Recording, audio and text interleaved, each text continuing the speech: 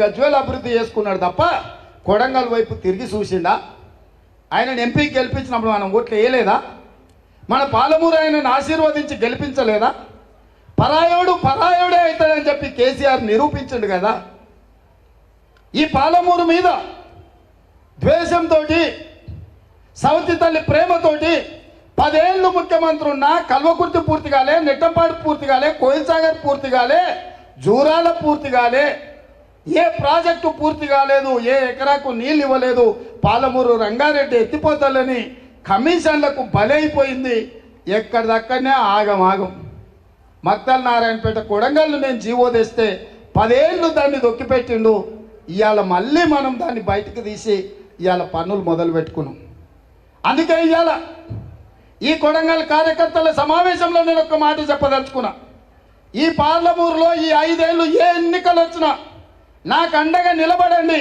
రాబోయే 100 ఏళ్లకు సరిపోయే అభివృద్ధి చేసే బాధ్యత నేను తీసుకుంటా.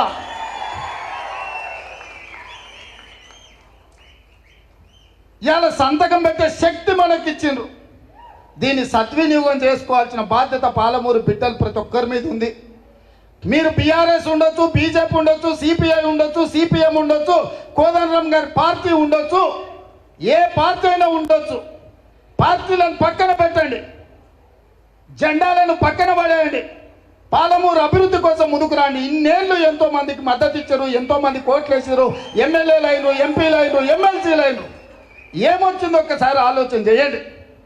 ఇవాళ మనవాడు సోనియమ్మ ఆశీర్వాదంతో ముఖ్యమంత్రి అయితే ఇవన్నీ పక్కన పెట్టి ఒక్క దగ్గర కూర్చొని ఎట్లా అభివృద్ధి చేసుకోవాలన్న ఆలోచన చేయాలి తప్ప ఎట్లా పడగొట్టాలి, ఎట్లా కాళ్ళలో కట్టె పెట్టాలి, ఎట్లా కింద పడేయాలి అని ఆలోచన చేస్తే ఇది మంచిదా?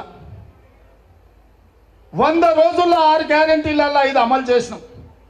ఎవడేవాడు 10 ఏళ్ళు ఇచ్చిన మాట నిలబెట్టుకున్నాడా? డబుల్ బెడ్రూమ్ ఇళ్ళని ఇస్తా అన్నాడు, ఇచ్చిండా? దళితుల 3 ఎకరాల భూమి ఇస్తా అన్నాడు, ఇచ్చిండా? ఇంటికో ఉద్యోగం ఇస్తా అన్నాడు, ఇచ్చిండా? ఫీజు రియంబర్స్మెంట్ చేస్తా అన్నాడు, చేసిండా? కేజీ టు పీజీ ఉచిత నిర్బంధ విద్య అన్నాడు, ఇచ్చిండా? ప్రతి నియోజకవర్గానికి 100 పడకల ఆసుపత్రి అన్నాడు, కట్టిండా? ప్రతి నియోజకవర్గానికి 1,00,000 ఎకరాలకు నీళ్ళు ఇస్తా అన్నాడు, ఇచ్చిండా? మా గిరిజనులకు 12% రిజర్వేషన్ ఇస్తా అన్నాడు, మా లంబడి సోదరులు అందరూ ఇన్నే ఉండదు, ఇచ్చిండా? మా మైనారిటీలకు 12% రిజర్వేషన్ ఇస్తా అన్నాడు, ఇచ్చిండా? చెప్పిన ఒక్క మాట కూడా నిలబెట్టుకోలే. ఇవాళ వచ్చి 100 రోజుల్లో 6లో 5 గ్యారెంటీలు అమలు చేస్తే రేవంత్ రెడ్డి దిగిపోవాలి అంటుండు. 10 ఏళ్ళు నువ్వు మోసం చేసినందుకు నేను చెంపలు వాయేటట్టు కొట్టాలి, కోదండం ఎక్కించి కొట్టాలి కేసీఆర్ను. వాస్తవంగా రైతు రుణమాఫీ కూడా 2014లో 1,00,000 రూపాయలు చేస్తాను, 5 ఏళ్ళ పొడుగుతూ అప్పుడింత ఇస్తే ఆయన ఇచ్చిందంతా మితికే సరిపోయింది.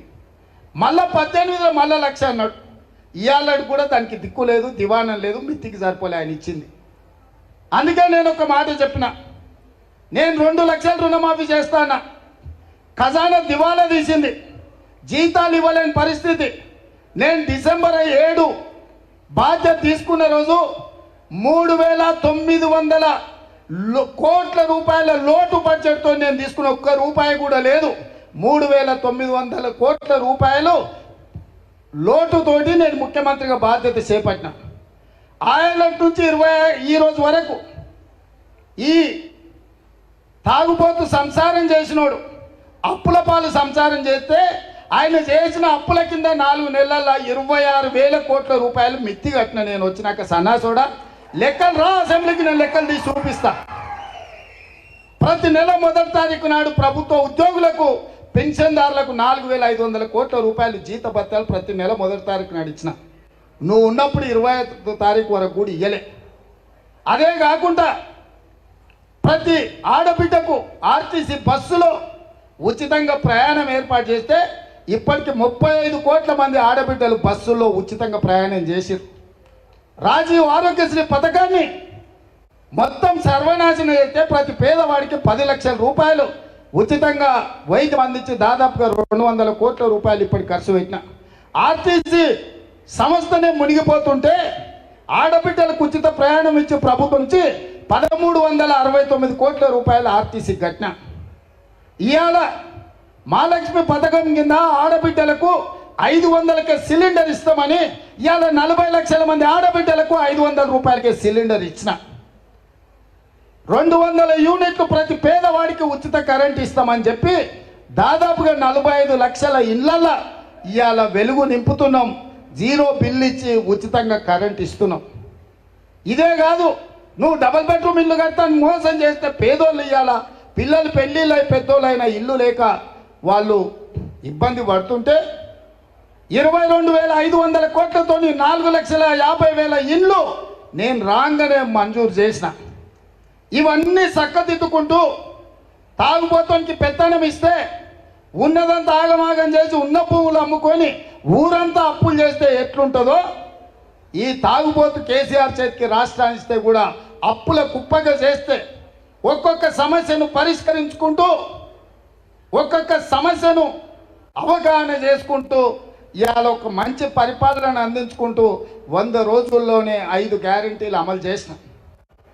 100వ రోజు ఎన్నికల కోడ్ వచ్చింది. రైతు రుణమాఫీ చేయాలంటే కూడా వచ్చింది. బ్యాంకుల్లో నువ్వు చేసిన పాపానికి 26,000 కోట్ల రూపాయలు 4 నెలల్లో నేను అప్పు కట్టాల్సి వచ్చింది. మిత్తి అసలు కిస్తులు కట్టాల్సి వచ్చింది. నిన్న మొన్న మాట ఇచ్చిన 15 ఆగస్టు లోపల